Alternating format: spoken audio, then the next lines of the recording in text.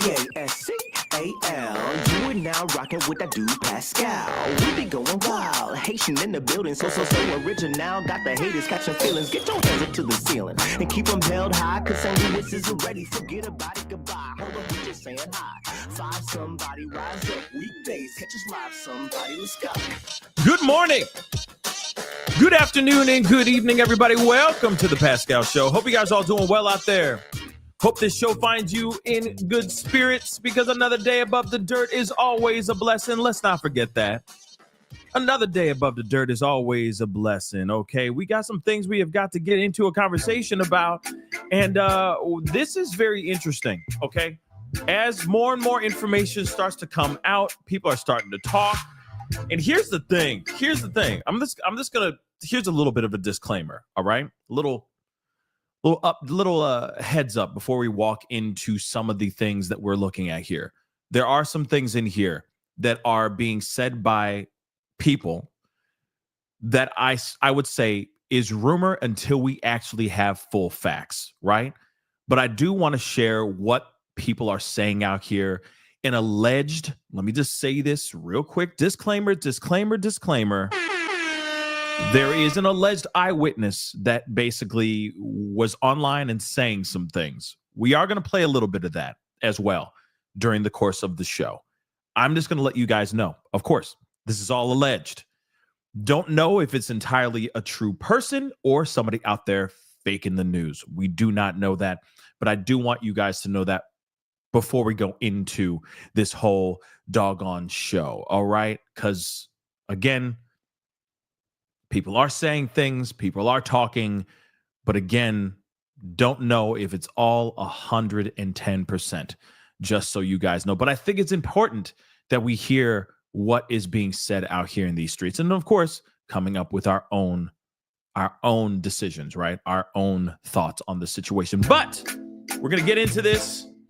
Just wanted to let you guys know about that, because I think the things that are being said are very interesting. But again, I'm going to say again, I'm wondering how much of it is true and how much of it's not.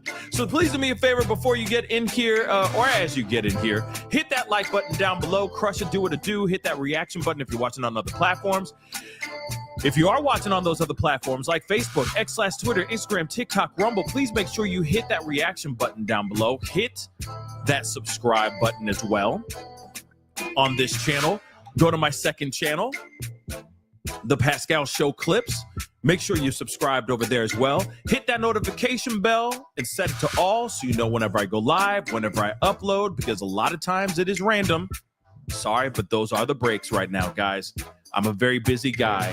So make sure you have the notification bell set to all so you know whenever I go live, whenever I upload, because it is random. Okay. Moving on, hit that join button down below, become a member, check out my Patreon, check out my locals, and of course, check out pascalmerch.com. Okay, guys, please and thank you. We got some really great stuff over there. If you get the time, check it out. We got some good stuff over there. All right. Okay, guys, we are still on the conversation about Austin Metcalf and Karmelo Anthony. Now, I'm just pulling up the photo for you guys. So, because I know some of you guys are still kind of new to this case and all that, but this Austin Metcalf, Karmelo Anthony case has taken legs of its own, okay? Has taken a life of its own, and it has been quite the conversation and the debate out here in these internet streets. And let me tell you,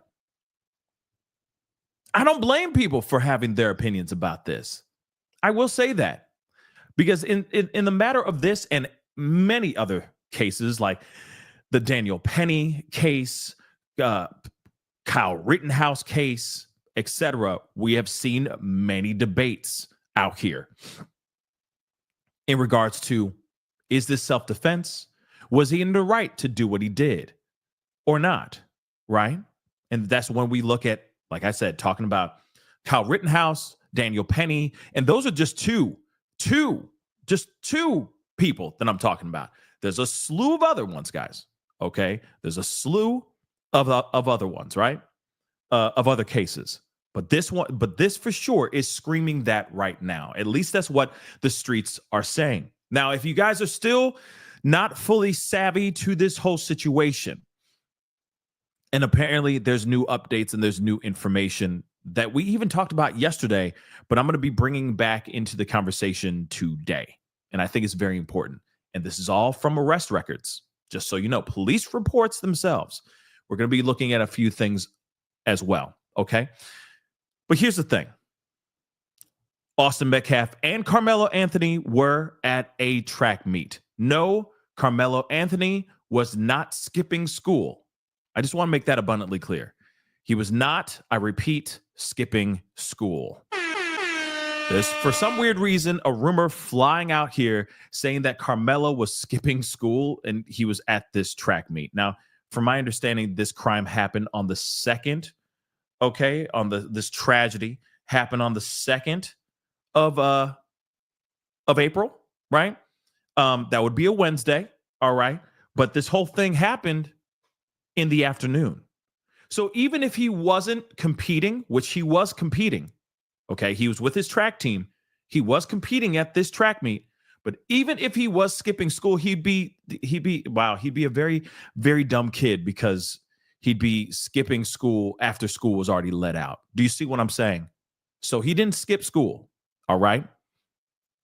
Just so you guys know. But anyway, I'm just trying to iron out some of the wrinkles that are being said out here in these internet streets, because some of the internets, woo, y'all are crazy, okay? And I get it. You want to let everyone know you are Team Austin or Team Karmelo, but let's make sure we get all the information correct, right? Instead of just throwing out just misinformation. But let's continue on. They're both at this track meet, and I'm just going to tell you very bare bones what was said in the news at the very beginning. Karmelo walked over to the tent in which Austin's team was sitting under. Okay, he sat down. Apparently, Austin got wind that some guy from an opposing team sat underneath a tent. Underneath their tent, and it wasn't cool. So Austin took it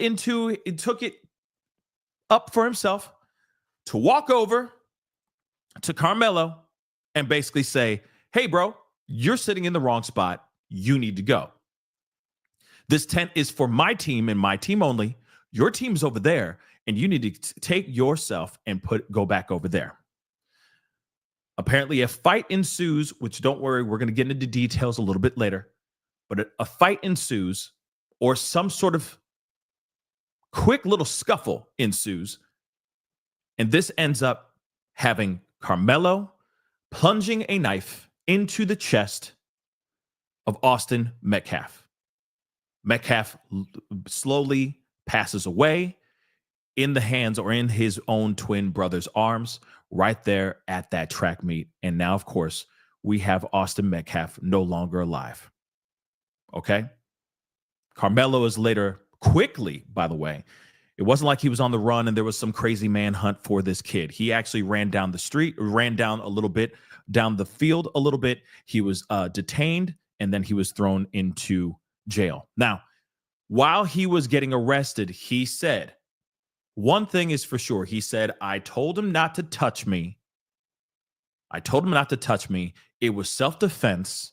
He also said this too. While the police were radioing in and basically saying, "We have the alleged suspect," he said, "I'm not alleged. I did it." Of course, he did ask the police later on, is this considered, what happened to me, can it still be considered self-defense? Of course, the police at that time were like, I can't say nothing, right? There's nothing I can say about that. I can't speak on that end. All right, because that's not their place. That police are there to arrest and take them in, right? Get them taken in so they can get arraigned, and then let them have their day in court. But one of the main things that people are losing their minds over is the whole self-defense conversation. Now, we've already talked about this part okay. We've already talked about this at great length, so we're not going to talk too much about it, because of course there's things being said in the internet that we we're gonna be running into this conversation quite a bit. And if you didn't notice, both of them are different races. Holy cow. They're two different races. Now, here's the thing. This has turned into quite a kerfuffle. Let's just say that. Because it has split the American room. Okay. It has split if the country was a room, it has split the room. All right. The country is absolutely divided over this situation. A lot of people are siding with Austin Metcalf, saying that he is a victim and that he was unalived. He was emmed by Karmelo. But then there's the other side of the world. Okay. There's a lot of people that are saying that Karmelo was indeed protecting himself. He was indeed defending himself, that this was for sure self-defense. Now, I will say this. Everybody deserves their day in court, no matter what the crime is. Let me just say that one more again. Everybody deserves their day in court, no matter what they did. Okay? I want to make that abundantly clear. Okay? Let me just say that really quick. And shout out to the mods. Okay? Thank you so much for holding it down. But here it is. Everybody deserves their day in court. Doesn't matter how deplorable, how egregious, how disgusting that crime is, they deserve their day in court. I could say the same thing about Karmelo, and that's exactly what he should get. That's not taking anybody's side. That's just stating facts, and that's just stating the law. So I know everybody else wants to bury this kid, but at the same time, if he's able to, without a shadow of a doubt, prove, or at least his legal team is able to prove that this was indeed self-defense, he could be looking at a different charge. Mind you, he could be looking at a different charge. Now, here's a few things I want you guys to know. First off, from my understanding, Karmelo comes from a very affluent family. Yeah. So I know a lot of people are like, oh, yeah, Karmelo is, just like I'm reading in the chat right now. Some of y'all already calling him a thug and all that stuff. That's not how he was raised. At least that's not how he was raised by two very good, hardworking American people. Just so you know, he comes from an affluent family. Parents are still together. Oh my gosh, he's going against the stereotypes? He doesn't perpetuate the Wait a second. Oh my God. He's not the black people that we know and see on TV and on Instagram? No. This is a very talented, athletically talented individual in his own right. And a very smart kid.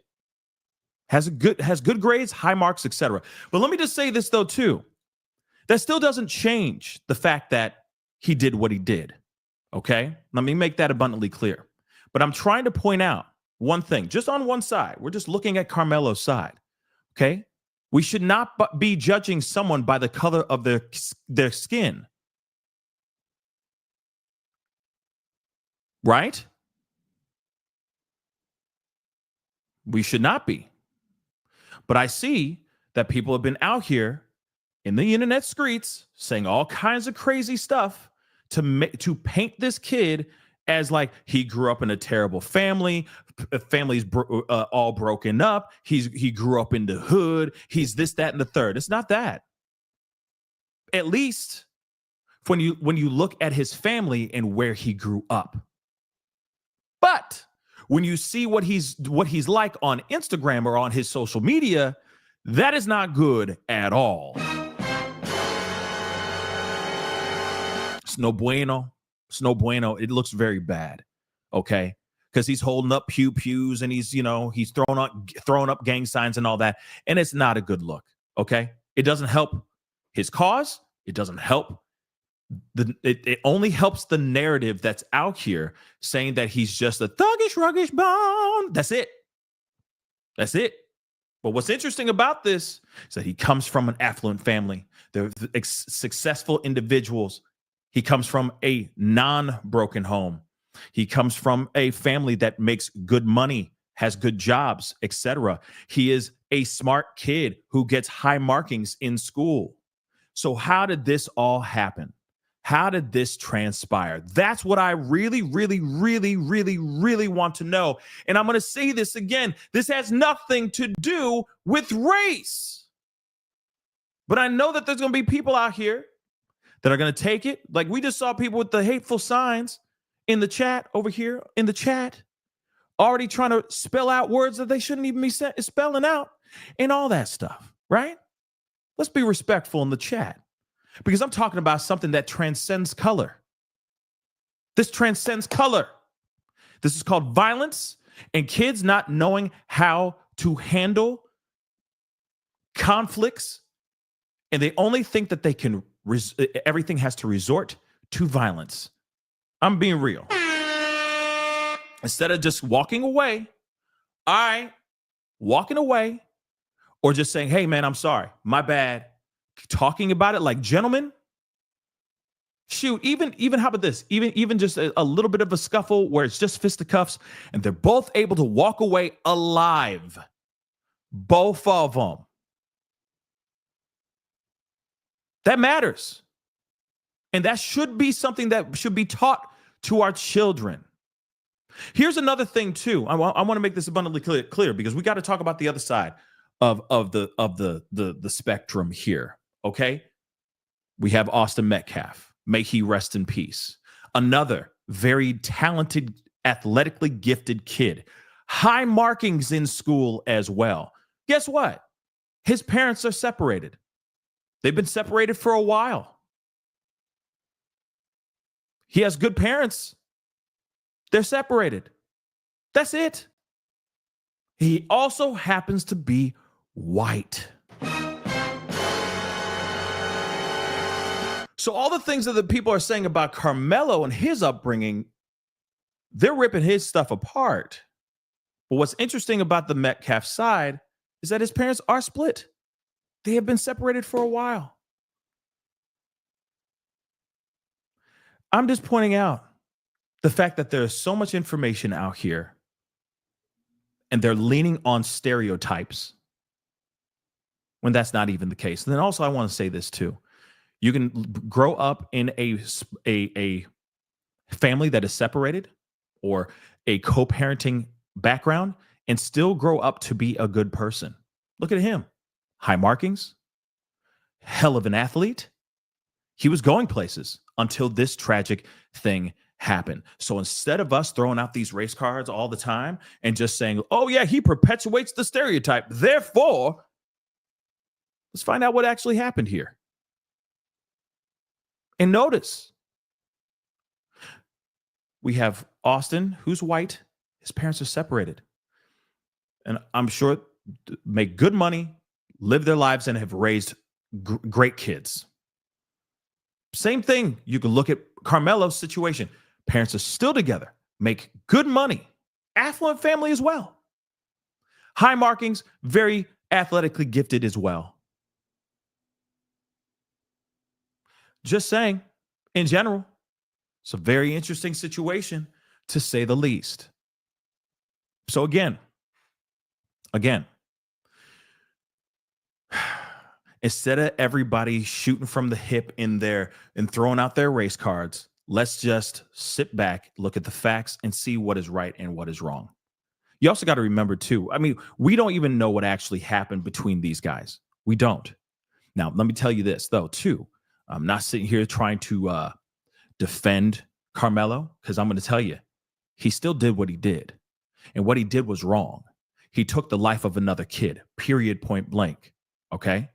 And honestly, in my personal opinion, if they're able to even prove that this is self-defense, okay. If they are, he's going to be able to fight for a lesser charge. But he's still going to be seeing the inside of a prison cell. or for inside of a prison cell for a good portion, if not the remainder of his life, because he took choices. He had a choice to either pick up that weapon and take it to that track meet. He had a choice to take that book bag and walk over to that tent and have it right next to him. He had a choice to either walk away from that altercation or to pull out that weapon. And he chose to pull out that weapon. To me, this has nothing, my personal opinion, has nothing to do with race, unless and only unless there were racial slurs being said. Then, of course, race is a part of it. But let me tell you this too. That does not justify having someone plunge a knife in another person's chest. Oh, hell no. I can see, like, what did Five Fingers say to the face? Slap! I can see him slapping the just taste out of the kid's mouth. I can see that. I can see maybe a closed fist across the jaw, maybe in the gut, as a response. Maybe. I'm not condoning it, but I can see that. But pulling out a sharp object and then in the chest meat? No, that's not how we solve and deal with conflict. It's just not. Last I checked. And I've said this a million times before, thou shalt not fill in the blank. You just don't. He had many, many choices before he even showed up to this track meet, y'all. Many. But instead, this kid chose violence. He chose death, actually. And I don't mean to sound dramatic, but that really is what it was. So let me say this too, before we continue on. May Metcalf rest in peace. Austin Metcalf, may he rest in peace. And my thoughts and prayers go out to the family. Real talk. My thoughts and prayers go out to Karmelo Anthony's family as well. Because I'm going to be real. They, for sure, I'm sure, felt like they were raising a good kid. And at the end of the day, yeah, he's 17, but he's still young. And kids do make mistakes. Kids do some stupid things a lot of times. This one, he can't come back from. He's going to have some of the best legal representation he can ever find. And I wish him luck on that. Because again, he is innocent until proven guilty in a court of law. And if his team is able to prove without a shadow of a doubt that this is self-defense, if video comes out, if eyewitnesses step forward that were truly there, that we're truly seeing this, and they're able to give an unbiased account on what they saw, he might have a fighting chance for self-defense. But I'm not the one to make the decision on that, and neither are you out there. And I know y'all are all very intelligent, loving individuals and all that stuff. You care. You give a damn. This is why you're even in the chat right now to have a conversation with me about this. It's because you care. Because you can't believe another kid did this to another kid at a doggone track meet to even begin with. It's heartbreaking. It's sad. But this did really happen. And this should be a wake-up call for all kids. Black, white, Puerto Rican, or Asian. It doesn't matter. Every rainbow, every shade under the rainbow. Okay? Even you polka dotted ones. All right? This should be a very important thing to talk to all kids about conflict resolution and finding ways to walk away, and also teaching kids that you can be the bigger person just by walking away. Yes, it sucks. Yes, it feels demeaning, and especially for the men, for the boys that are growing up. It may feel a little emasculating, but at the end of the day, you win by simply walking away. So here it is. This is an interesting one, okay, guys? And this is a sad case. Doesn't matter. Everyone loses in this case. Real talk. Everyone is losing. You got a family that lost their son. You got another family that's losing their son. All because choices that terrible Bad choices that were made. Corey, thank you so much for becoming a member. I think you're coming back, but I appreciate it, okay? And just like Corey, please consider becoming a member. If you appreciate the conversations and all that stuff, please, okay? Hit that join button, become a member. Don't forget to hit that like button down below. I see a bunch of y'all in here. I appreciate you guys being here and being a part of this conversation. Hit that like button down below. All right, let's see where we're at real quick before we continue. That'd be greatly appreciated. If we can get it to, man, let's get it to 500 likes. Yeah, let's get it to 500 likes. I see a bunch of y'all in here. Let's get to 500, okay, likes. That'll be greatly appreciated. Let me grab this super chat. Serenity, thank you so much for the love. I appreciate it. There are videos that will come out, and it will tell a lot. I agree, 110%, Serenity. The videos will leak. They will leak. They will leak the videos. Trust. They will leak the videos. And when they do, it'd be like, oh, that's a different story. Or it'd be like, nope, it confirms what I think.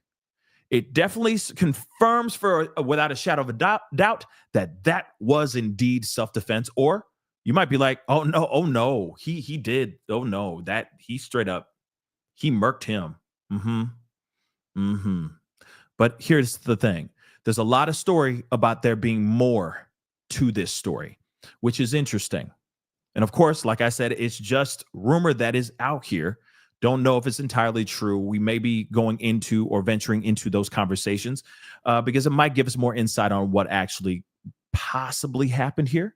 But first and foremost, we got to get straight into the main title of this conversation. Okay, there are some new updates in saying that he is not going to he does not have to fight for his life. Okay, whether or not the state will take him out. Okay, meaning the DP. The DP is not on the table, which I know a lot of people, some people are very upset about this information because they feel like this young man was unalived in cold blood. And of course, we already know a lot of other people think otherwise as well. Let's take a look at this. Okay, so news about his maximum sentence. Okay, what he can face for doing what he did. So 17-year-old who, stabbed a teen, all right, at a Texas track meet, won't face the DP or life without parole if he's convicted of M, which is very interesting. And I'm wondering what you guys think on that. He's looking at the worst situation for him is life with parole, life with the possibility of parole. That's it. That's the worst situation he could get. That is the ultimate price, the ultimate punishment, that he can actually get. Interesting, right? And I know some people are mad about that. So Karmelo Anthony, we already know about what he did to Austin Metcalf. All right. Metcalf, a star athlete. So was Karmelo Anthony as well. Just so you guys know, he obviously lost his life and in his twin brother's arms. Now, there's been a lot of rumor and a lot of speculation about Hunter and Austin maybe ganging up on Karmelo. And there's a rumor flying around here about that they have had run-ins in the past, which is weird because we're hearing from police saying that they've never met each other before. They ain't never crossed paths ever in life, which is weird because there's rumors saying that they have met before. Hence the reason why there was such a quick reaction to Karmelo being underneath that tent. But hold on real quick. King Bob, thank you so much for the love. I appreciate it. My dishwasher just died. So this is all I can give. Well, I appreciate it, man. And yeah, dishwashers are not cheap. So I appreciate you, man. Good luck getting that dishwasher replaced because I already know how expensive that stuff is. Dag nab. And I'm not even talking about the dishwasher itself. I'm talking about it getting brought into your home, like getting delivered to your home. That costs money. Then, of course, getting it installed into your home costs money as well. And sometimes it costs more for the delivery and for the installation of the dishwasher than the dishwasher itself. It's insane. So I understand. I appreciate the love. Thank you. Okay. You can tell I've been looking at dishwashers lately. But moving on. Okay. Moving on. So they say the Supreme Court has said not only can you not seek the DP against someone who committed a crime when they're 17, you can't even get them life without parole. That would not be something we could even do if we wanted to. Interesting. So even if they tried to go for the ultimate price, take him out by, meeting Sparky or not, or injection or whatever it may be, they're saying they can't even do that because he is 17. Because this crime happened when he was 17, he cannot look at life without the possibility of parole, okay? And they cannot hit or give him the ultimate DP price, okay? Which is interesting, okay? So Willis also addressed concerns about whether the case should be tried outside Collin County, given the publicity it has received and the division it has caused in the community. Kind of like the Koberger situation, right? They moved it to a whole other county because, everybody and their mama in that town already knew about it, right? So we know his lawyers would be asking for that, but we need to just let it all play out in the courtroom. This is what Willis said, without commenting on whether he'd support such a move to try and avoid jury prejudice. He added, ultimately, that'll be a judge's decision to make at the time of the trial. But yes, this happened in Collin County. I want Collin County citizens to be able to decide this. So the DA's comments come after a spokesperson for Anthony was forced to deny that the accused unaliver, the accused assailant, Karmelo, had been bullied by Metcalf before the fatal confrontation at the match. Okay. So Anthony, they're saying that the spokesperson was forced to deny that. So they're saying that he was not messed with. The B word, because these platforms don't like when you say the B word a lot of times. So they're saying that did not happen. But that is a rumor that is floating around here like crazy. All right? Like crazy. Of course, this is Greg Willis, the district attorney, right here, just so you guys can see. This disinformation that is going online is hurting the case, and it has to stop. As we know right now, Austin Metcalf and Karmelo Anthony did not know each other. He says, as we know right now, Austin Metcalf and Karmelo Anthony did not know each other. Yet the internet streets are saying something completely different. Okay. Dominique Alexander, who works for NGAN, okay, the Next Generation Action Network, which we saw some of that press conference. All right. They're saying that that particular person is basically saying that this did not happen because there was some sort of beef, for lack of a better term. All right. Karmelo Anthony has a right to a fair trial, unbiased and removed of racial hate and bigotry. And I agree 110%. Let this kid get his time and his day in court. Right. Let's see. The spokesperson said Anthony's family can't leave their home after their address was leaked online, leading to graphic and racist threats. They have been sent images of Black children with, oh, dear Lord, I can't even say that, but I'll just highlight it. Can you believe that? So they're getting that, images that are being sent to him like that.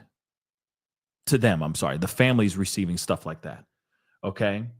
His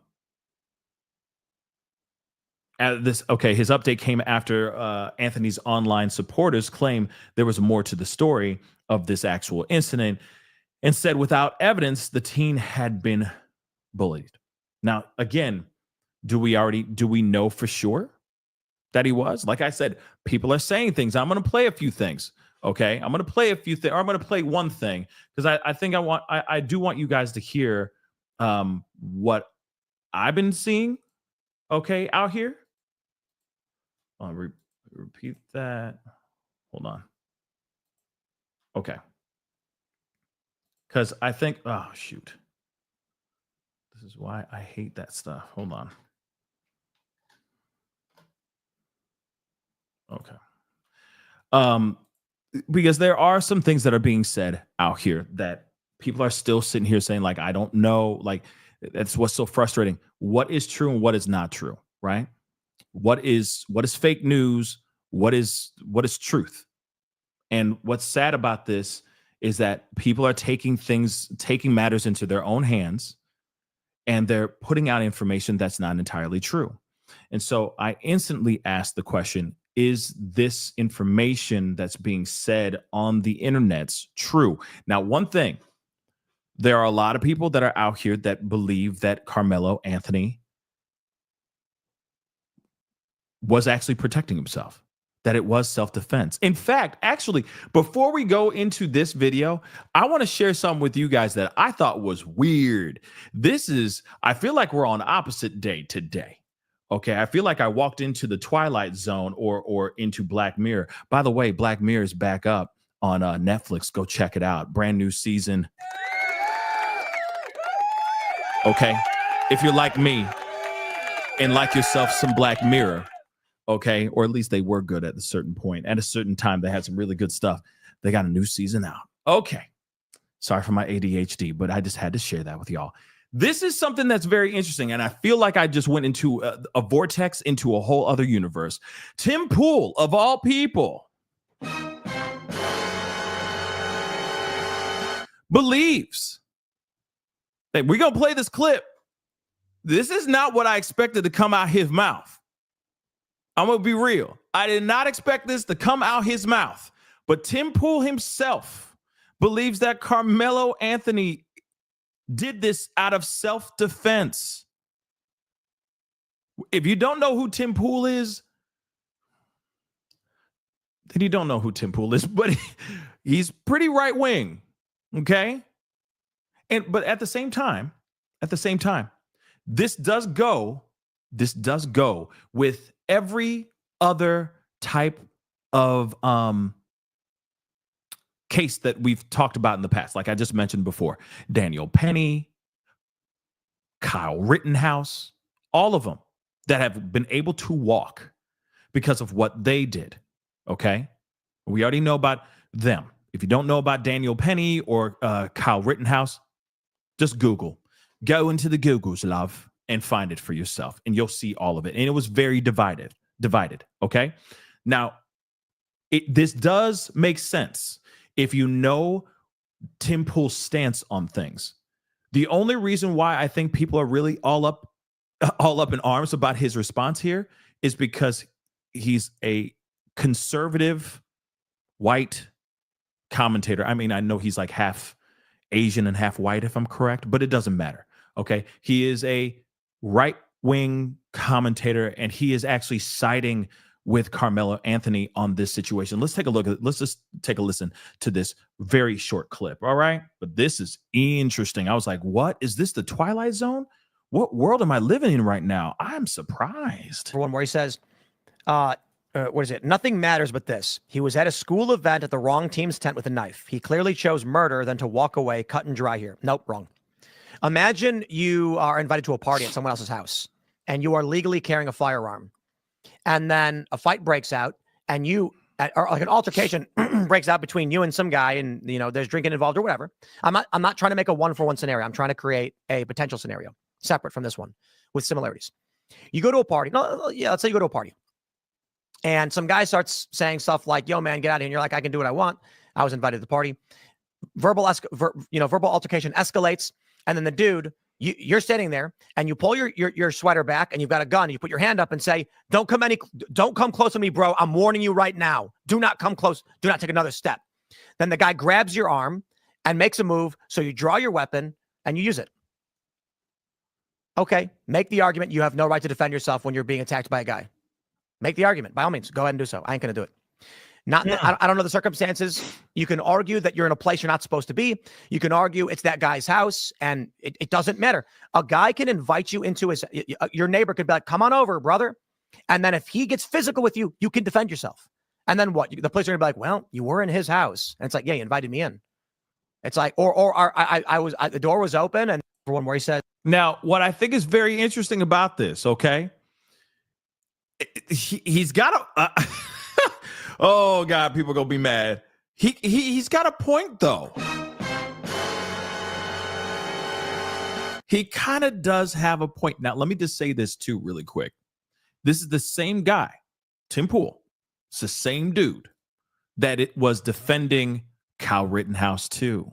That I'm sure, I don't know about this altogether, but I'm assuming he was defending Daniel Penny as well.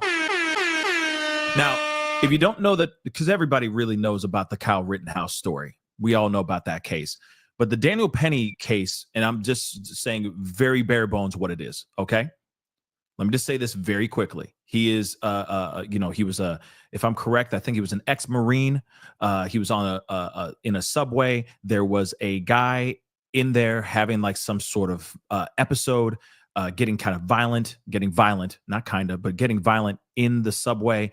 Daniel Penny went over there, took him, put him into a chokehold to the point where he, the guy passed away. And so he was looking at some serious charges for putting this guy in a chokehold and then doing what he did, right? And having this person pass away. Of course, now that guy Daniel Penny was able to walk out. He was set free. Shoot, he just did a runway. He just modeled in a runway show, and people were applauding him as he was walking out in a damn kilt. Yeah. Living his life like it's golden. And people look at him like he's a hero. So when I look at something like that, and then I hear, and I know Tim Pool's history of defending certain things like this, to me, this is not super off par. This is very on par for where he stands. The only reason why I truly believe that people are upset about this, about Tim Pool not erring on the side of like he's a monster and he should be buried under the prison, is solely because I feel like part of it's mainly is because he's black. Yeah, I said it. It's because he's black. So the rules don't apply, and I've seen this. We're all seeing it right now. Everybody who's up in arms about what happened with Kyle Rittenhouse, and they were sitting there going, oh, justice, justice, justice, raise millions of dollars for this guy, for Kyle Rittenhouse. Soon as they see hundreds of thousands of dollars raised for Karmelo, everyone's like, how dare you? And they're trying to take down and trying to ban. They're trying to get his GoFundMe. It's not a GoFundMe. I think it's like Give Send Go account. They're trying to get it taken down. They really are. But these are the same people that were posting about, oh, let's raise money for Kyle Rittenhouse, or let's raise money for Daniel Penny, or let's raise money for this, that, and the third. Doesn't make any sense. It doesn't. I say this, and I'll repeat this again. I know how I feel about this. This kid did that. He admits to doing this. Is it self-defense? I don't know. That is up to the court to decide, and that's up to his team. This is up to Karmelo Anthony's team to be able to put together a convincing narrative for that jury to make a decision whether or not it is self-defense or not. But here's one thing that is for sure. He has every right to defend himself in the best way possible. He has every right to raise money, just like a Kyle Rittenhouse or Daniel Penny or any of these other people that have raised millions of dollars for the proper and the best type of representation that they got in court. Those guys got to walk because they got good representation. I'm not sitting here saying that this kid should walk, but I do believe that this kid should get the best representation he can get, that money can buy. And if people want to support and contribute and give this kid money and it goes past $300,000, or if they raise $1 million for some proper legal representation for him, then so be it. Have at it. Kyle Rittenhouse has been able to do that. Daniel Penny and etc. Many other people have been able to get the representation and the support that they believe that they rightfully deserve. And then they fought it out in court. So why not us? Why not Karmelo? Why not let Karmelo be able to have that representation that he rightfully deserves? Innocent till proven guilty in a court of law. He has not had his day in court. Yes, we all have made our decisions. Like me, I think he's guilty. He plunged a knife into another kid's chest. Doesn't matter if he was made fun of. Doesn't matter if he said a racial slur. The fact that this kid took out this weapon and plunged it in the kid's chest, that is unaliving somebody. That is M. Now, it's a matter of what degree of M that is. And that's the thing I think that we're all waiting to find out for sure. First and foremost. Right? So when I see something like Tim Pool saying that, I'm like, well, wait a second. He has a history of defending Kyle Rittenhouse. He has a history of defending Daniel Penny and all these other people. So why wouldn't he defend Karmelo? Just saying.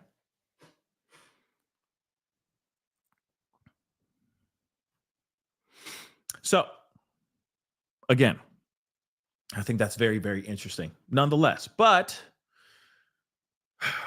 we got a few things we're going to look at here. And again, it's what's frustrating to me is that there is the narrative that's out here, and the necessity. It almost seems like a necessity to take one side solely because of the color of your skin. And it should not be like that. It shouldn't. It's right or wrong. It's death or life. That's it. It's crime or no crime. A crime was committed here, for sure. I think we should all agree on that. Just because a guy is running around and he unalives somebody does not take away the fact that he unalived somebody. That person's still gone. That crime was committed. A crime was done, right? Now it'll be up to the courts to make a decision on whether or not this person should stay behind bars for the rest of their life, or be behind bars for a little bit, or actually be able to walk. But one thing is for sure, Tim Pool had a good point there. He said, I'm warning you, do not come forward or see what happens. I get it. That's a warning. But at the same time, did he really have to use it? No, I don't think so. But there is a lot of information out here that where people are literally saying, oh yeah, I'm just seeing it in the chat. Either it's stand your ground or other, right? Like I said, this will be up to the judge and up to the court to decide on who is right and who is in the wrong. Now, one thing is for sure, we need to talk about a few things, because there were some, like I said, the arrest reports are out here, and something is very interesting about this. Okay. Something's very interesting about this. We read it yesterday. We went through all of the paperwork, and I gave you guys the breakdown of everything. Now, I'm going to say this. This is there's interesting eyewitness accounts here that are being said. Don't worry, we're going to get into the other stuff I was going to play for you guys before we went into the Tim Pool clip. I promise you we're going to get into that here in a second, but that's more on the rumor mill type of angle, all right? And if that is true, what's being said in the rumor mill, then that could give more insight on why there was such a quick reaction, or why there was a pokey poke used in this situation. I'm not saying that is justified. Again, none of it is justified. Keep your doggone hands to yourselves, and especially your utensils, okay? Keep them all to your doggone self, all right? I don't think that this kid should have lost his life, period. There are ways to get around things. There's ways to have conversations. Okay. Like I said, conflict resolution exercises are absolutely needed for our youth. Real talk. They really are. Well, I want to tell you guys, there are some eyewitness accounts here that I want to talk to you guys about. All right. And because these are different people speaking out, and they say they have a slew of people coming out and talking, right? A slew of eyewitnesses, and they got video apparently. But there's something here that I want to share. Here's some eyewitness information. Okay. And this is from the Officer Wetzel. All right. So he was over there at the pop-up tent. Okay. And of course he went there. Then he said, Austin had, okay. So let's see. So hold on. Sorry. So this particular person, identified as Jay, all right, began telling me, this is what they were telling Officer Wetzel, began telling me what happened. And I asked him where the stabbing occurred. Jay advised it happened under the Memorial High School pop-up tent in the visitors' bleachers. I immediately informed Sergeant Otis where the witness stated the stabbing occurred and gave him the crime scene tape to start securing the crime scene. I had this particular person, Jay, it looks like, okay, move to the walkway under the visitors' bleachers out of the rain to further speak with me. The following is a summary. It's just a summary. And remember, things are subject to change. These are police reports. This is what they hear. A lot of things can be, misconstrued and all that stuff. And that's still possible. It's not like he was sitting there, recording the whole doggone thing, unless all of it is caught on body cam, which is still a possibility as well. And then we can hear what's being said by these eyewitnesses on body cam, if and when, or when and if they actually put out that footage, right? If that stuff gets leaked, and I'm sure it will. But he advised he was sitting under the Memorial High School pop-up tent with his team and was near the victim, Austin, okay, and the suspect. So he was right next to these guys, okay, who was later identified as Karmelo, which we already know, all right? And he was sitting under Karmelo Anthony was sitting under the Memorial High School tent. Austin had told Anthony that he needed to move out from under the team's tent, and Anthony grabbed his bag, opened it, reached inside it, and proceeded to tell Austin, touch me and see what happens. No one really thought Anthony had any weapons in his bag. And Austin proceeded to touch Anthony. This is important. There's a reason why I say this. He said he grabbed into the bag and his hand, from what he's saying here, okay, which there could be more details, but he reached into the bag and his hand's in the bag and he said, touch me and see what happens. Hand still in the bag. But then he says, no one really thought Anthony had any weapons in his bag. And Austin went on to taunt him and touch Anthony, Karmelo. And then Karmelo told Austin to punch him and see what happens, which is interesting. Remember, we're hearing.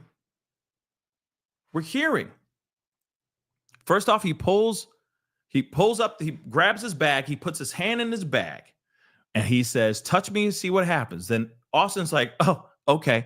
And he touches him. He just goes up and goes, boop, right? I'm assuming. Taunting Karmelo Anthony. Then Anthony then says to Austin, punch me and see what happens? That's weird. But if he said that, okay. A short time later, this is when Austin actually grabs Anthony to tell him to move. And then Anthony, Karmelo, pulls out this weapon, okay, a large black knife or a black knife, and then he stabbed him once in the chest and then ran away. This is very interesting information and important information because one, he says, "Don't touch me, see what happens." He says, "Touch me and see what happens." Guy walks up, Austin touches him. Goes, "Okay, now what, bruh?" And then Karmelo goes, "No, no, no, no, no. You punch me, and you're going to see what happens." And then then Austin grabs him. This is from one of the eyewitnesses right now, just so you know. So we got that one, okay? That one was interesting. Okay, let's move on. There's some more here, though, too. Now, when I arrived at the scene, already marked off with the suspect in custody. All right, so there were witnesses to. I was asking people if they were witnesses to anything. I made contact with Hunter, his brother, and then somebody, EP, a black male.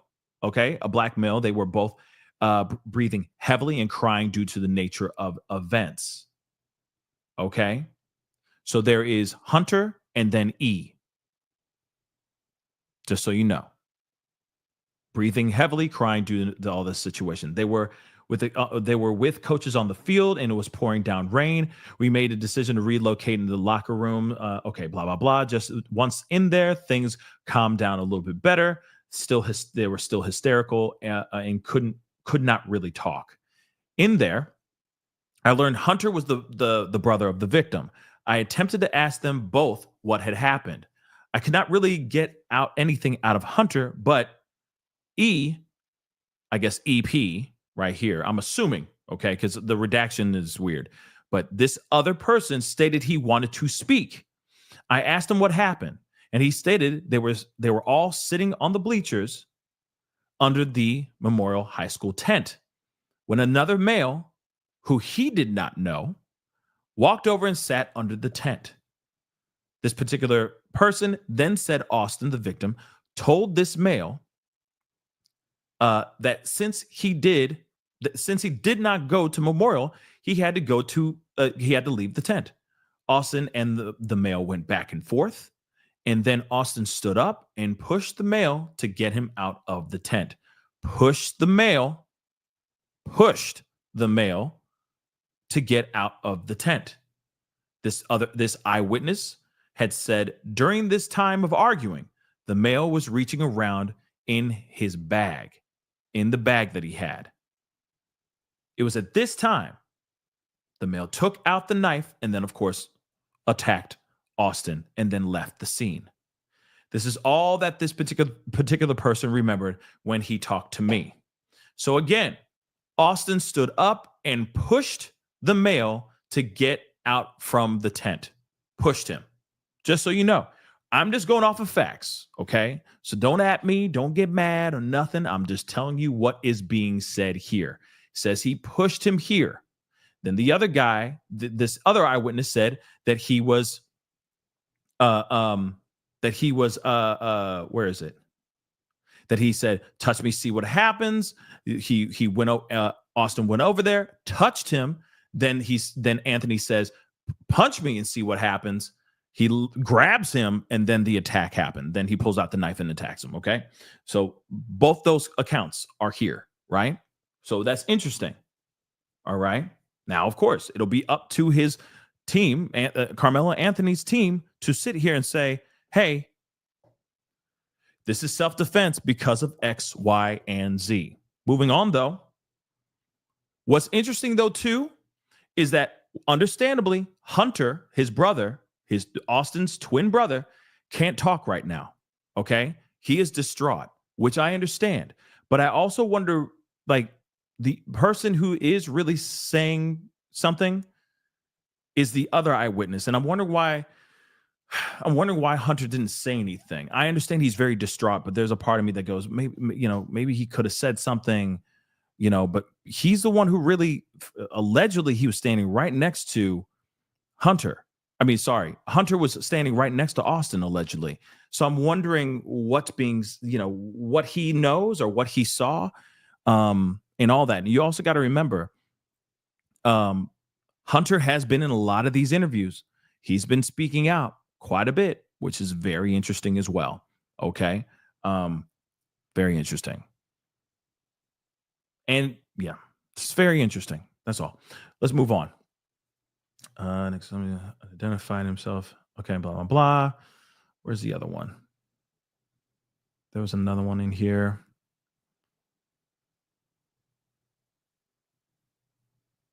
Blah, located the knife.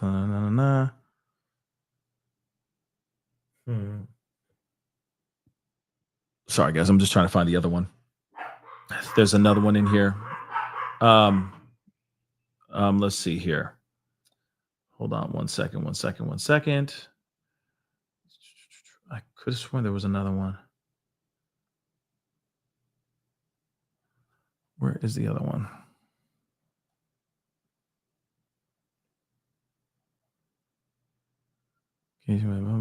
Paperwork. All right. Crime scene tape. I told the coach to stick with the student. Blue tarp.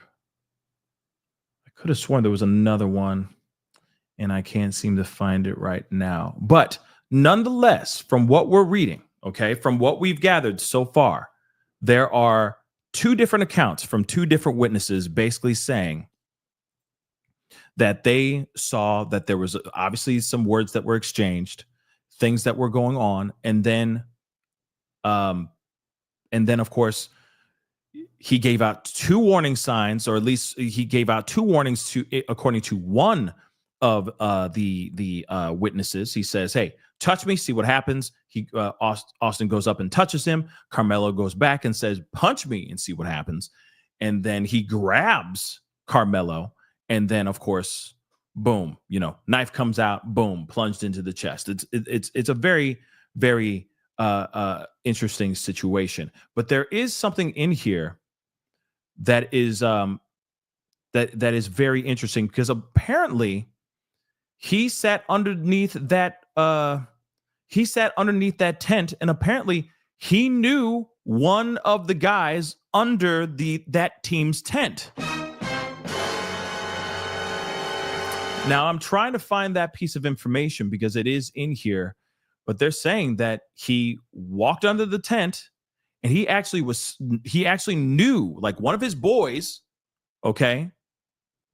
Like, one of his boys went to the opposing school, like went to Memorial as well. That's what they're saying. He went under the tent and he actually knew one of the guys under the tent, okay? It wasn't like he just walked over there random, which is interesting, right? But okay, remember seeing the bleachers still, blah, blah, blah. That's down there. Nah. Sorry, guys. I'm trying to find it so that we, because I want this to, make sure it's, backed up to, what I'm saying here. Advise under the blah, blah. Okay, I immediately crime scene tape, blah, blah, blah. Pop up. Okay, intent. Later identified head. Okay, I already said all this. Okay, here's what's interesting. This is what's interesting. Oh, wait a second. Okay, here it is. So here it is. Under the bleachers, blah, blah, blah, pop up. Still Wetzel. Let me show this to you guys, just so you guys can see this, okay? So again, he said, touch me, find out what happens, blah, blah, blah, right? He goes, Austin touches him. Then he says, punch me, see what happens. Then that's when Austin grabs him to tell him to move. And that's when Anthony pulls out this weapon, okay, recalled as a black knife, and, stabbed him, right? Once in the chest, and then ran away. Austin begins grabbing his chest, telling everyone to get help. So somebody in this redacted name, I'm assuming, advised he did not know Anthony's name, but stated another Memorial track member, EP, was friends with Anthony, and he could identify Anthony. Hold on, though. This is interesting. So apparently this guy, EP, they're saying that EP knew Carmelo Anthony and that he could identify Anthony. All right. This particular person described Carmelo Anthony, as a black male, skinny with possibly goatee and all that. But that's interesting. They say that this guy went underneath the tent allegedly because he was friends with one of the guys. But what's weird is that later on, we just talked about this. This is from Fisher. Let me repeat what's being said again. I began asking people if they were witnesses to anything. I made contact with Hunter, the brother, the twin brother, and then EP. Remember, EP is allegedly the person who's friends with Anthony. Is EP black? That's what I'd like to know too. Maybe they just assumed that he was friends with Carmelo Anthony because the EP is black too. So they say black male here, right? So they were both breathing heavily and crying due to the nature of events. They were with coaches on the field, and it was pouring down rain. We made a decision to leave and go into the locker rooms, like I just said a second ago. I attempted to ask them both about what happened. I couldn't really get anything out of Hunter. Understandably, he's distraught and probably still just reeling over the fact that he just saw his twin brother die. But EP, I'm assuming, stated he wanted to speak because it was the only two guys. It was Hunter and E. All right? That's important. I asked him about what happened, and he stated that they were sitting on the bleachers under the tent. Another male who he did not know. So you see what I'm saying? These are police records. He's saying he did not know him. EP. Let me go back up here. Stabbed in the chest and then ran away. Also began grabbing his chest and telling everyone this from another police report. Okay, telling everyone to get help. Such and such advised he did not know Anthony's name, but stated another Memorial Track member, EP, was friends with Anthony and he could identify Anthony. So you see what's interesting. Some people are sitting there saying that he went under the tent because he knew one of the other athletes. And I'm looking at the name E, or the initials E and P right now. E and P, people were assuming that Anthony knew EP and EP knew Anthony. But what's interesting about this later on, according to a whole other officer, that officer is saying that EP said out loud that he knew nothing. He did not know Carmelo Anthony. Like I said, have mercy. Right here, one more time. EP was the one who spoke. He said he was ready to speak, right? Because Hunter could not. So E stated he wanted to speak. I asked him about what happened. He stated they were all sitting on the bleachers under the Memorial High School tent when another male, who he did not know, walked over and sat under the tent. I'm assuming it's EP, okay? Then said Austin, the victim, told this male that, that he went to Anthony, okay, to Carmelo Anthony, and since he did not go to Memorial, he had to leave the tent. Austin and the male went back and forth, and then Austin stood up and pushed Carmelo to get him out of the tent. E had said during this time of arguing, the male was reaching around in the bag he had. It was at this time the male took out a knife and then stabbed him. Remember, other accounts are saying that EP knew Carmelo. Ain't that interesting? So right now, the rumor is that Carmelo went under the tent because he knew one of the students. So what is true? Did this EP guy really know Carmelo? Or did he not? Because from my understanding, it looks like they're saying right here, Hunter, Metcalf, I'm assuming they're saying like white male, right? Right here in parentheses, because you can see a little parentheses right there. And then EP, black male, such and such, parentheses. They were both breathing heavily and crying due to the events, right? So did somebody just assume that EP knew Carmelo just because they were black? I'm sorry. I'm just stating the obvious. It's clear as day. But then now EP is claiming that he knows nothing. He knows nothing about Karmelo Anthony. Interesting, right? So these kids are going, oh, no, EP knows him. I don't know. I don't know if this high school is Memorial High School is a predominantly white school. I don't know. You know what I mean? I don't know how mixed the school is or not. But isn't that interesting, though, right? That's interesting. But that same EP goes into this. It goes and gets interviewed by another person, and he's saying, I do not know this man. I do not know this man from a can of paint. He came in, he sat down, he was underneath this tent. Austin walked over, said, you need to get the hell out of here. Karmelo got up. They started talking. There was a little bit of a tussle because Austin pushed him. Karmelo Anthony reached into his bag, pulled out the knife, and skirvoink, and then left.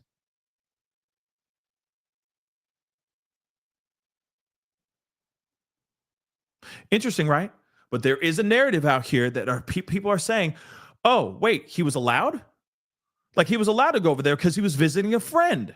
He was underneath the tent visiting a friend. So what I want to know is what is true. Does EP actually know this kid? And he got scared with police and lied and said, I don't know this Karmelo. I don't know him. Don't make it seem like I'm associated with him. I don't know him. He ain't my friend. He walked in. I don't know him. Right? Or did he really not know him? Two conflicting pieces of information in here, right? One that says, oh yeah, EP knows Karmelo. And then EP says, I don't know him at all. Now, what's interesting about this is that this is some information that's getting out here and being put out here on the internet. People are talking about that part, saying, hey, he walked over there because he knew one of the guys under the tent. Is that entirely true or no? We will only know when EP speaks out more. But let me show you what I mean.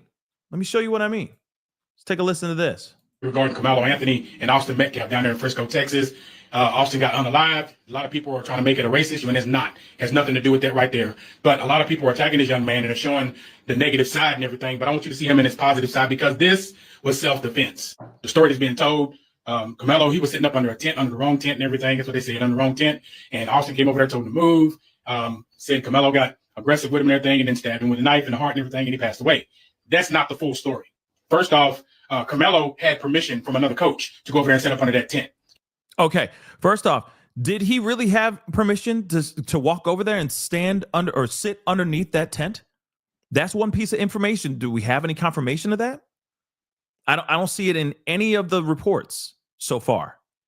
Just so you know, that's new to me. Okay? That's new to me. But like I said, this is the information that's getting out here on the internet. Okay? And maybe there's more information out there that I haven't seen yet, and I would love to see it. But again, the rumor mill, the internets, they're talking. So again, with all due respect, I am wondering, how much of this is 110% accurate, right? Because we just read from the police reports, which, by the way, are subject to change because, again, they're just getting first glance information right after the moment happened, right? It's at the heat of the moment, right? So again, some of the reports can be, not entirely 110% accurate, right? You're not getting the full breakdown of every detail. You're just getting broad strokes. But EP, whoever this EP person is, another student at Memorial High School, I'm wondering if he actually knows the kid or not. And why would Karmelo's coach allow him to go over to the other tent? What would inspire him to go, hey, do you mind if I go over to the opposing team's tent? I'm just curious. That just doesn't make sense, right? But we'll find out. But here's some more info. He had permission. Another thing that was said and been spread out far and wide is that they didn't know each other. That's a lie. Because they definitely knew each other. This is an older picture. They definitely knew each other. So that photo, what? So apparently they knew what? They knew each other? This is what's being said out here in these streets. Other stuff that's coming out is Austin was being mean and harassing Karmelo, his girlfriend, actually, Carmelo's girlfriend. He was harassing her at a party that was about maybe a week and a half, maybe 2 weeks ago. Karmelo took up for his girlfriend. Then all of a sudden the fight broke out. Again, I say, let's just take this with a grain of salt. You know what I'm saying? I really need to see more evidence of this. You know what I mean? But at the same time, these internet sleuths be internet sleuthings. You know what I'm saying? These internet sleuths be out here. But I am kind of curious as to how much of this is 110% real. Austin broke Carmelo's phone just the day before this incident took place. So the day of this incident, Austin confronted Karmelo for sitting up under the tent in the wrong area. They got into an argument. Carmelo's backpack was grabbed, and then he was called the N-word. And then Austin tried to grab him forcibly. He tried to forcibly move him. And it wasn't Austin by himself. Both of them got up there and attacked Karmelo. So he's saying, according to other people too, that it was more than just Austin, that it was Hunter involved as well. But we don't know that for sure yet. And remember, I mean, we have to err on the side of, we got to sit on the fence. And that's exactly what we're doing right now. And I know it could be for me, okay, that's what I'm trying to do right now, sitting on the fence. And it can be very uncomfortable. Let me just tell you how uncomfortable that can be. It's very uncomfortable straddling the fence. All right. And just trying to stay as, unbiased as I possibly can be. All right. But again, if any of this is true, I want to see proof. I need to see the facts, right? Now, again, I don't know what happened here. Like, they say that this has to do with something with a girl and blah blah blah. I don't know, and that this is beef that happened, days before, and this has just been dragged into this situation. And then, of course, you look at the situation of, Hunter, and you hear what Hunter's been saying in these interviews. Even so, he says, I would do anything for my brother. Even when he's in the wrong, I would still have his back. Which, by the way, great brother. Okay, real talk. We all want siblings that do that for us. Okay, that it's to a fault. Okay, standing 10 toes down for your sibling. I don't care if she's wrong. Back up. You know what I mean? I don't care. You're gonna step to my sibling like this, you're gonna have to deal with me. Don't care if she's wrong. Back up. Okay? That's it, right? But it can come with the possibility of somebody changing the narrative a little bit to make a person look like they did not instigate or start nothing. And there's still that possibility that Austin started something. Does it mean that he should be off this planet? Hell no. He should still be alive to this day, guys. But at the same time, there's a possibility we just have to leave it on the table, guys. I'm sorry. Everything's still on the table. That maybe Hunter could be changing the narrative just a little bit so his brother doesn't look like that he started nothing. You know what I mean? That he wasn't the instigator. You got to remember, we got to look at this on both sides, y'all. Before people get mad. Okay? Before people get mad, hold on. Okay? We have to sit on the fence until there's more information. And that's a possibility, right? That is a possibility. But let's play a little bit more of this. Both of them did. And there were a lot of witnesses down there that said that the twins, plural, tried to jump him. But actually, they did jump him. They stomped on him and they broke his phone. Again, there's no proof. I'm just saying this. I have yet to hear anything about phone being broken. That was a rumor that came out in the very beginning. I have yet to see any proof of that actually going down. Like, I'm just going to be real. You hear certain accounts, you hear certain people say things, but I have yet to hear proof positive of an actual phone being broken. I'm hoping that we hear something about that, because again, if there is a phone that was actually broken, then I really want to see that too, right? I want to see that video. And I feel like a lot of it's going to come out. Once that video does come out, it's about to be a wrap. Trust and believe, okay? when that footage does come out. Now, here's the other thing, okay? Because let's be real, we have been hearing and listening and talking about, and I know some of y'all were like, are you going to put up podcasts that talk about in solidarity of Austin Metcalf? Well, then you have not been watching the show, okay? Because we have been watching a lot of things revolving around Austin Metcalf and what happened to him and how this is an absolute tragedy and this kid should not have lost his life, period, okay? But here is something, and of course, we have to talk about both sides. So this is the other side of the conversation, okay? Because we're looking at those police reports. And still, I'm going to repeat this again till I'm blue in the face. What Karmelo Anthony did is absolutely 110% wrong. He took the life of a kid that should not have lost his life. This should not have happened in this way. People need to live their lives and live their to see the full potential of their lives, given that they make the right choices in their lives, right? This kid should still be alive today. Karmelo Anthony will be seen in a courtroom, and he will have to fight for his life, literally fight for his life, to either get a lesser sentence or to be exonerated and walk free in these streets. That is up to a court, that is up to a jury, and that is up to the facts that actually come out. But there are people out here that are claiming all kinds of different things. And like I said, we have to take a lot of these things with a grain of salt. But I'm just trying to show to you the things that are being said out here, okay? And this is not double tonguing, okay? This is me trying to talk about both sides and trying to stay in the middle as best as I can, okay? You already know where I stand. I stand for justice and I stand for right and wrong. What was done is wrong. How he gets punished is up to the law. But he should not have done what he did.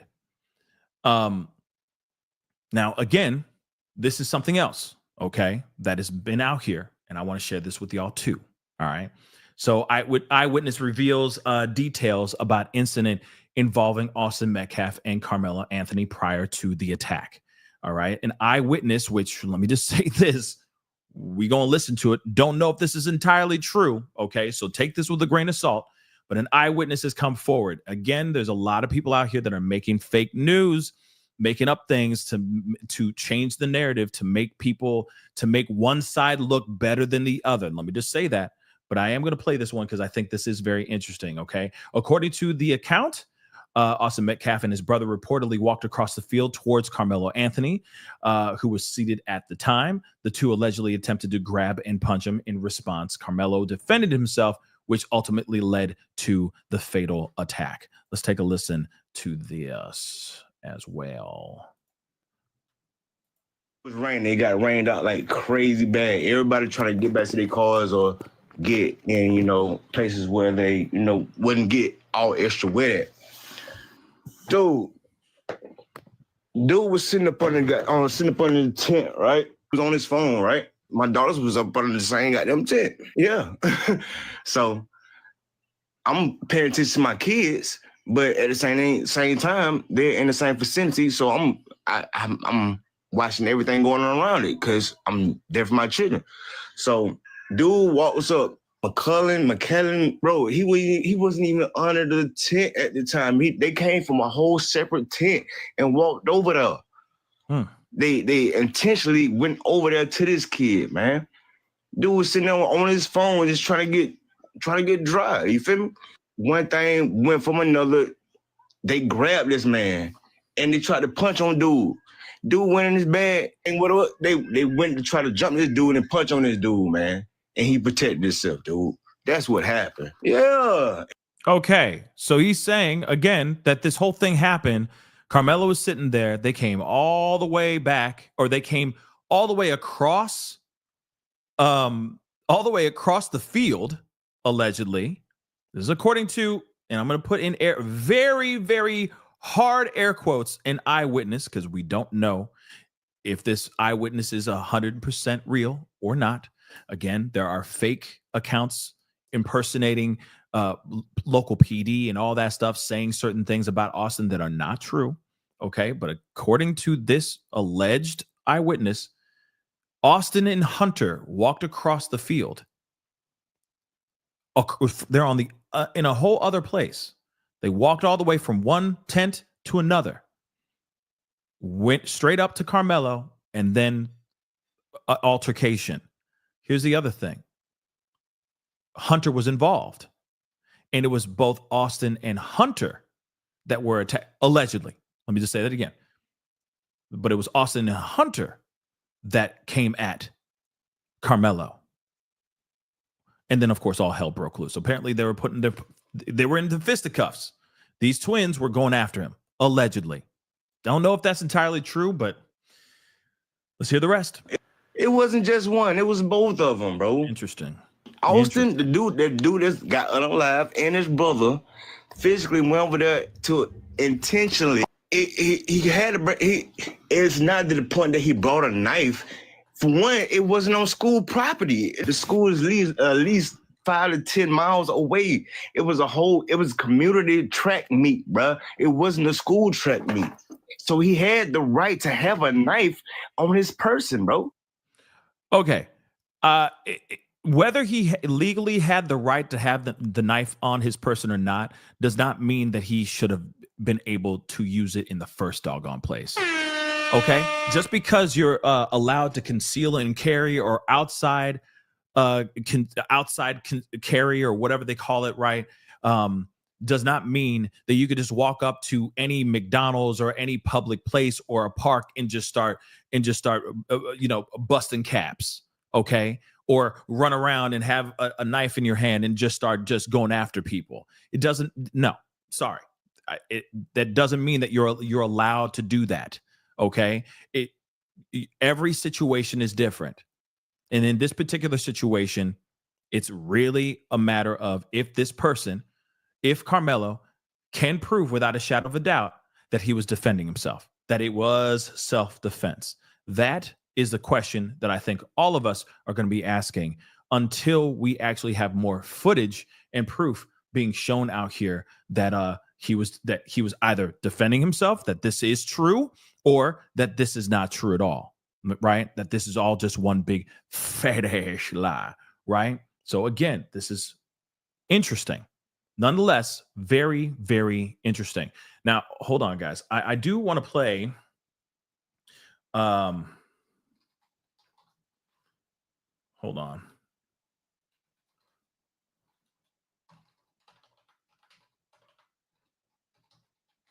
Let me just see something here real quick.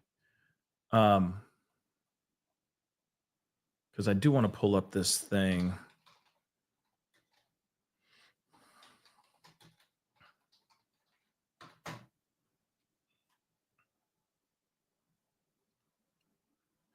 Because remember, we do know that there is video, okay? Allegedly, there is video within this whole thing. And so I want to get to because this is something I didn't get to play with you guys before. There is the rest of this conversation. We're not going to play the whole doggone thing, but there is information in here that I think is very important as far as this press conference that we saw a little bit of. Okay. Real quick. Nikki, thank you so much for being a member for the past 9 months. And thank you so much for your super chat. I really do appreciate it. Thank you so very much. This press conference, I want to check it out. Here's the other thing too. I know that Quanell X, that's, a public figure in the Texas area. He did an interview. I have yet to find it. But he was sitting there like fighting for the side of Karmelo. And I'm going to tell you this too. If the footage shows proof positive that Karmelo was protecting himself, that this was a reaction to being ganged up, this is going to be a very interesting trial. Nonetheless, it's going to be a very interesting trial. If there's footage that shows proof positive of this, of like him actually like getting ganged up, woo, it's going to be an interesting one. It's just it's going to go off like a powder keg. But if that footage does get leaked, for a fact we're going to talk about it. Okay. Yeah, Carrie, I was looking for it and I did not find it. Okay. Shout out to Iggy Mel. What's up, man? I know he's not in the chat, but you know what I mean. Shout out to the dude. But that's, like I said, it's very weird. So when we get more information, man, we're going to be looking at it. Trust. All right.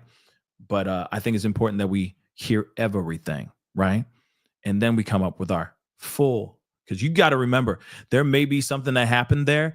And all the people that are like, no, he's a monster. He did. Whoa, never mind. Holy crap. You know what I'm saying? That's possible too. But we'll see what happens, right? We'll see what happens. Let's take a look at this.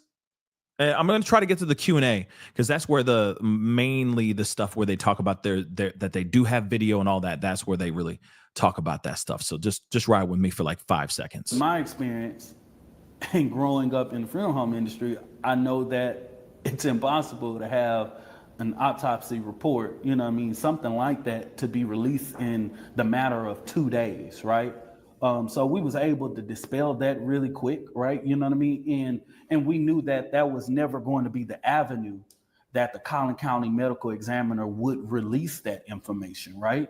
And so it made it very hard. So what we've asked them to do is increase their presence. We've asked them for a direct contact for the family to be able to send them the information that is when they're getting it, that they have a point of contact to be able to do this. Their home address has been shared, you know what I mean? The hate, there's a lot of stuff that people are saying regarding their son that are false. You know what I mean? You would think based on what is online, you would think that Karmelo Anthony is a person who is like, you know what I mean, a hooligan or somebody that doesn't have a home or structure or foundation or all of these different types of things. There's been a whole bunch of lies, like Karmelo Anthony was put out of his home days before. And all these things are lies, all of them. Stupidity. They are all false and lies. And so, you know what I mean? It's just some of those things that the family knows and things that were expressed. Like the family know they got to the bus to do that because Karmelo Anthony's car was at his school. You know what I mean? So it's these type of lies that is being expressed on social media that's making it hard for a lot of the family to even trust. So that's the reason why we had this meeting, to be able to. That's what prompted them to even be able to come. And also we not only talked about people who were speaking out like that had information regarding the case. We also reported people in official capacities, like people who are teachers, government officials that have used their own personal social media to placate in the hate and the false narratives that are coming out against Karmelo Anthony. And we were able to report that information to them regarding it. Do you stand by that though? Hold on real quick. I need to give a shout out to somebody real quick. The Crime Diva. Thank you. We gonna take a look at it later on this afternoon for sure, okay? Because my time is gonna be my time is a little short now, okay? But we are gonna be looking at it. Thank you so much, The Crime Diva. I appreciate it. We are gonna look at that for sure. Okay. But it was hard to find that one, man. I don't know why that one was so hard to find, but it's out here. And it's getting, people are looking at it. So we are going to be looking at that a little bit later on today. Okay. Promise you guys that. Okay. And do y'all hear about the Weezer's wife getting banged by police? Yeah. We got to talk about that too. What's with the police shooting my girl? But anyway, we're gonna but anyway, we gotta get into this, okay?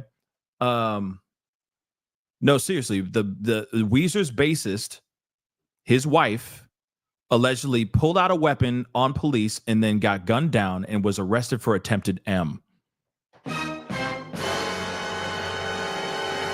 And if you don't know Weezer, I mean, that was a band from like the 90s, late 90s or something like that. But yeah, that is a true story. Let's continue on. That's real. We're going to talk about that in a second. Did they acknowledge that some witnesses have not been contacted by police, or were you in? To be exact, Frisco Police Department was able to tell me that they have interviewed over 75 people, and it's ongoing. But they did acknowledge that there are people who have not been interviewed in regards to this case. They are aware of that. That wasn't, like based on the information that we were getting, it was very hard for us to be able to, see what this investigation was going and how it was being together, because we didn't know what to trust. But we had to make sure that we get involved in this situation early so that we can ensure that this investigation is fair and unbiased. Do you feel better after having this meeting that it will be a thorough and fair investigation? I think the jury is still out. I think that, they were able to come to me and be very sincere about it. I feel comfortable right now, but we have to see, right? They did answer my questions. And so that's, for now, I can only see what they do from here on out, in protecting this family, in making sure that this investigation is going right, and pushing forward. Are you going to have your conversation with the family? Do I? After this meeting? Yes, I will have a discussion with them, with their family attorney too as well. I assume you're going to be releasing some of these images or proof, or I don't know if the family's house has been targeted. Yeah. Are you going to be releasing anything to the media to support what you guys are saying? Yeah, I can release you social media posts that have been pushed out of their home. Yes. Okay, with the 75 people they say they interviewed, did they say anything about video was? Yes, recording? they have collected video. So it is video of the incident. Yes. Video, 75 individuals, 75 witnesses. They have interviewed 75 different individuals to get as much information as they can about this particular altercation and about this particular tragedy. And they have video, guys. They do indeed have video. They have collected video. Oh. There is video of the actual stabbing. There's video. There are several different video that they verified. Several different videos. Did the Anthony family obtain their attorneys through NextGen, or did they obtain them independently? The initial attorneys were obtained through our advocacy. Yes, correct. You got to remember, like, because a lot of people are like, and I understand a lot of people are like, what? It's the. But I'm going to be real here, though. Let me just say this. Like, of course, there is going to be footage. You don't think parents are Snapchatting video, filming, Instagram storying their time at the track meet with their son or their daughter? You got to remember, there's a lot of parents that are very proud of their kids that want to film every little nuanced moment. Or you got parents that are also, almost like their kid's agent. Because there's some kids out here that are super fast, very athletically talented, and they're filming every single moment that they can because it's an opportunity to turn it into a highlight reel to get these kids to go to college, to get an actual scholarship to go to school and all that. So again, there's going to be a lot of footage of this stuff. And again, let's not forget the track itself may have security cam footage as well. There's also people out here that are just filming the entire track meet for high school, for like, the audio, video, department at the school. They film everything. They'll film the full football games. They'll film the track meets, the soccer games, the basketball games, etc. They're holding on to all that stuff. You see what I'm saying? So again, there's going to be cameras and video out the ass with something like this for sure. And then the eyewitnesses, you know for a fact there's going to be a gang of them. But the thing is I would make sure that the ones that were closest to it, that are not like besties with Austin or besties with Hunter or even besties with Karmelo, those I think are the ones that we want to hear from to get an unbiased eyewitness account of what happened in their own eyes, right? Of course, you know that one of the attorneys, Kim T. Cole, is the general counsel of our organization. And I believe they are adding more people to, when we got the case, it's about ensuring that the families have representation. We know that over the weekend, the courts, which is normal protocol, appointed an attorney. That is done by, I want people to know that's done by the courts. Hold on real quick. I just saw something, and I'm glad somebody mentioned this because this is something. The brother said he wasn't even near them when his brother got attacked. So how could they both be on him? That's a good question as well. And there is that interview, and I'm going to try to find it so we could take a look at that again too, because I think that that's something. Because he did say, like, I try to get to him, I try to whip around, and it's like, well, you try to whip around what? Where were you when this whole thing went down? Because again, there's allegations of, there's rumors being said of Austin and Hunter putting their hands on Karmelo at the same time. But I don't know. You know what I mean? I do not know, but that's just what the rumor mill's saying. Okay. That's not done by the family. The gentleman that, and there's nothing he did wrong, the gentleman that presented himself as the attorney, at that time when he made those statements, he were the attorney of record until Monday morning when the new attorneys was able to notify the courts that they were the attorneys of record hired and retained by Mr. Karmelo Anthony. That's when they go. And I know there was a lot of confusion as to who did the family hire and all those different types of things. And so for now, y'all, that's an ongoing process. So what do we know that has been debunked as far as like the cell phone getting broke? Do we know that? Do we know about? I didn't ask about pretty much a cell phone. What I can tell you is on the surface of being debunked is the fact that they did not know each other. So they didn't, according to this particular person, okay, I think his name is Dominique. He is saying that he can't confirm whether or not a cell phone was broken. He didn't ask that question. But what he can confirm is that these guys did not know each other at all, allegedly. But we're seeing on social media and other accounts, the internet sleuths are out here sleuthing, and they're sitting here saying, no, that's not the case. They knew each other. I guess it's up for confirmation. It's still up for confirmation on that. There wasn't no, and I want to say this because there is a particular blogger that's getting a lot of views. And it's very detrimental, the audience that they're getting, right? And that's the only reason why I justify in saying this on this press conference, because of the type of information that Austin Metcalf and Karmelo Anthony had a fight the day before or a week before, or at this point, there's nobody. And they both were on the roster. There's nothing at this time that support that they knew each other. Okay. Nothing that supports that they knew each other, which is interesting. And I wonder who the blogger is. Is he talking about Nick Fuentes, Jason Whitlock? I mean, those are the big channels right now that are really talking about this, and it's taken over by storm. You know what I mean? But shoot, it ain't me.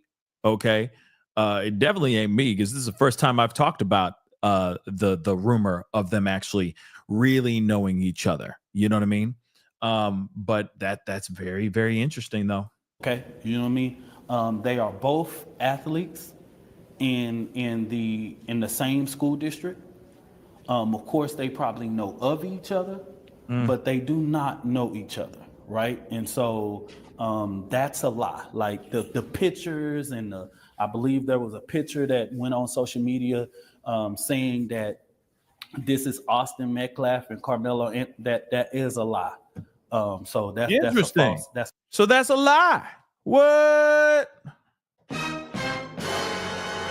He's saying that is a full bold-faced lie. Hold up. I'm trying to find my mouse. That's annoying. Hold on. Let us see something here right quick.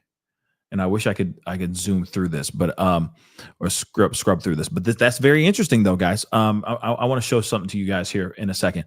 But please do me a favor, okay? Do me a solid. Hit that like button down below. Crush it. Do what it do. Okay. Hit that reaction button. That'd be greatly appreciated. Don't forget to hit that subscribe button. Subscribe. Okay. I just want to share something with you guys here because they're saying I'm just trying to pull this part up. So just grant me a little grace. It's coming. It's coming. Hold on. Sorry, I'm playing the clip. Boom. There we go. So they're saying that this photo right here, Roy E., of these three guys together is not real. Is not really Karmelo with Metcalf. Okay? That's something interesting. And one thing that's driving me crazy, with all due respect, I get it. He's, that particular spokesperson that's speaking on behalf of the family and all that. I get that people get nervous, but he keeps saying Metcalf, and it's Metcalf. It just drives me nuts. But it could be a Photoshop thing. I don't know. I mean, this is obviously a copy of a copy of a copy. Somebody else posted this on their IG and all that stuff. Okay. This is a TikToker and his TikTok account. But that is very interesting that, they're saying that I'm assuming that this guy here is him or something, but it's like, that could be any kid, right? That could be anybody. So again, the fact that these things are out here, people are saying certain things that are not entirely 110% backed up by facts. That's going to be a big problem. And yeah, AI is crazy. AI is absolutely insane as well. I'm not sitting here saying that is possible. What? No, that was Weezer. That was a Weezer song. Anyway, but anyway, that's very, very interesting. Now, I do want to play this for you guys. There's a part here. It's just Hunter's account on Hunter Austin Metcalf's brother. He talks. He shows up and he talks like right about here. I just want to play this again for you guys because somebody just asked, how can you say how can you say that this that Hunter was there, or how can you say that Hunter was there if he wasn't there? But allegedly he was at least in the area. Okay, so if he was whipping around and going back after him, I don't know. Was he right next to Austin? I don't know. But hear what he says here. This is like one of the first interviews that he did.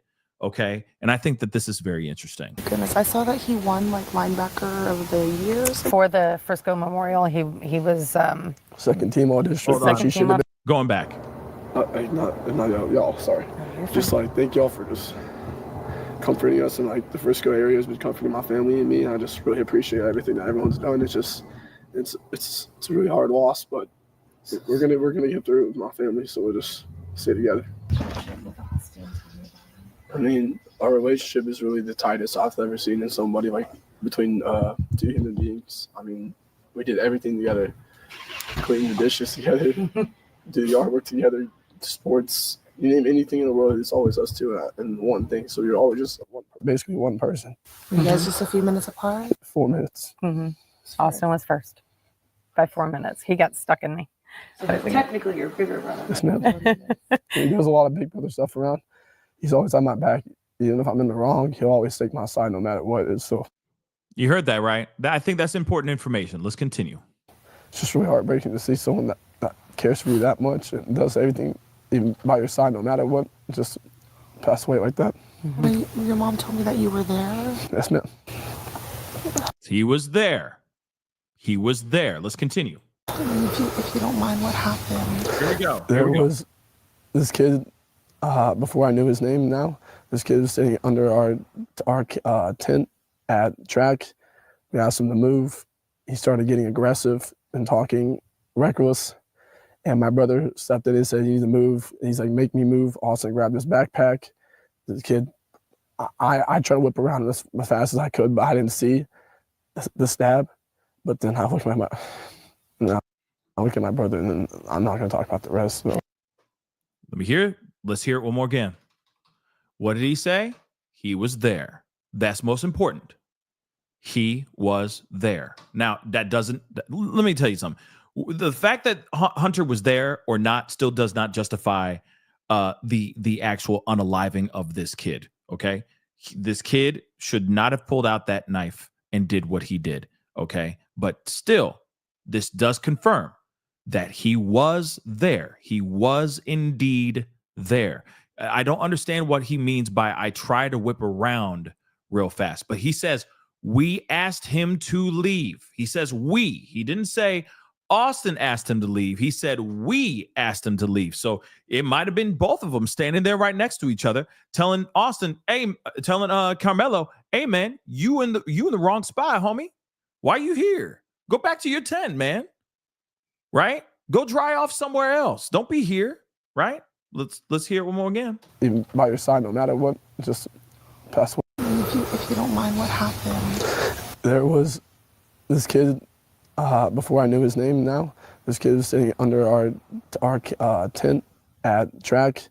We asked him to move. He started getting aggressive and talking reckless.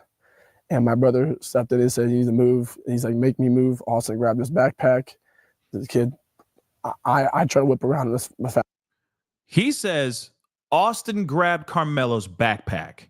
There are other accounts where they say Austin pushed Karmelo, and then other ones say it was Karmelo who grabbed his own bag, reached into the bag, said, "Touch me, find out what happens." And then he grabbed Karmelo. Hunter is saying that Austin, his twin brother, grabbed the bag. Now, again, this could be him telling the absolute truth from what he remembers at that time. He could very well be still, of course, I'm sure shock is still coming into play. Things like this happened very, very fast. Moments happen very quickly. So how you compute it, how you remember in your mind could be different to what actually to how it actually went down in reality. But those things are all things you got to think about, right? Fast as I could, but I didn't see the stab. But then I look at my brother, and then I'm not going to talk about the rest. So. Yeah. Again, he said, I whipped around. I try to whip around as fast as I can. I don't know what whip around means. That's one thing I'm still kind of wondering about. Maybe he turned his back, like whatever, bro. And he just like turned around, kind of like, I'm going to walk over here. Like, I'm not going to waste my time with this guy. Like, if he's being that aggressive, F Karmelo, man, come on, whatever, bro. Come on, let's get out of here. And then he turned around, and then all hell broke loose right behind his back. That's still possible, right? Or he could be, saying something to make his brother look like that he didn't instigate anything, to make his brother look even more innocent. That's possible too. There's obviously a bias. It's his twin brother. He even said himself in this interview that he would do anything for his brother. Like he would stand up for me just like I would stand up for him. Doesn't matter if he's in the wrong. He still got my back. So of course he's going to have his back no matter what, right? So again, it is interesting. Then also the thing is that the dad in the other interview, he did say there was words that were exchanged. I'm not going to say what those words were, but words were exchanged. And it's like, well, what were the words? If it was just him saying simply and innocently, hey, buddy, you need to move. If that's literally what he said and it's that innocent, then why not just say the doggone thing, right? But of course, there's a lot of questions here. There's a lot of speculation. There's a lot of things that still do not add up entirely. We read the police reports, which are subject to change. Those were at the moment, right? And those are all just witness accounts at that time. When they bring those people in to get full, detailed accounts of what these eyewitnesses saw, I'm sure there's going to be much more details in all that. But one thing's for sure, there's that rumor where it's like, oh, yeah, Karmelo sat underneath that tent because he was allowed to. He got permission from the other coach. We have yet to hear anything of that sort.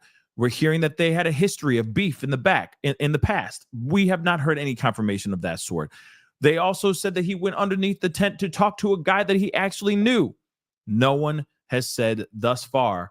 The witness that they say that he allegedly knew says that he doesn't know him at all. Now, that kid could be lying too because he's scared and he doesn't want to get into any trouble. That's a possibility as well. But again, all information and all evidence will come out in due time, and the footage, I'm sure, will come out and will show us proof positive one thing or the other, or it might murky up the situation even more. It just might. And make things even more confusing, or make us just swim in the land of gray. Maybe when it comes to things that are so black and white, and I don't mean because of their race. All right. So again, we'll see what happens here. But what say you guys? Keep the comments going down below. Let me know your thoughts and all that. But again, that is the show. I appreciate all y'all for being here. It really means a lot. It's a tough conversation. Real talk, it is a tough conversation, but it's a conversation that needs to be talked about nonetheless. And then taking this back home to raise our kids the right way so we don't have stuff like this ever happening. And don't bring a knife to a doggone track meet or any sporting event. Please and thank you. Okay? But anyway, guys, it's time to get going. I appreciate all y'all. Please do me a favor before you head out. Hit that like button down below. Crush it, do what it do. That'd be greatly appreciated. Hit that reaction button if you're watching on other platforms. If you are watching on those other platforms like Facebook, X/Twitter, Instagram, TikTok, Rumble, make sure you hit that follow button. Crush that subscribe button here. We talk about a lot of things, so make sure you subscribe. Hit that notification bell so you know whenever I go live, whenever I upload, because it is random. Please and thank you. Go over to my second channel, The Pascal Show Clips. Crush that subscribe button over there. That'd be amazing. Make sure that notification bell is on as well on this channel and that channel as well. Hit that join button down below. Become a member. Check out my Patreon. Check out my locals. And don't forget to check out PascalMerch.com. We got some really great stuff over there. All right, guys. But anyway, it's time to get going. Okay, much love to you guys. Keep your head up. And we'll talk very soon. Be good to yourselves. Be good to one another. This is The Pascal Show. Bye.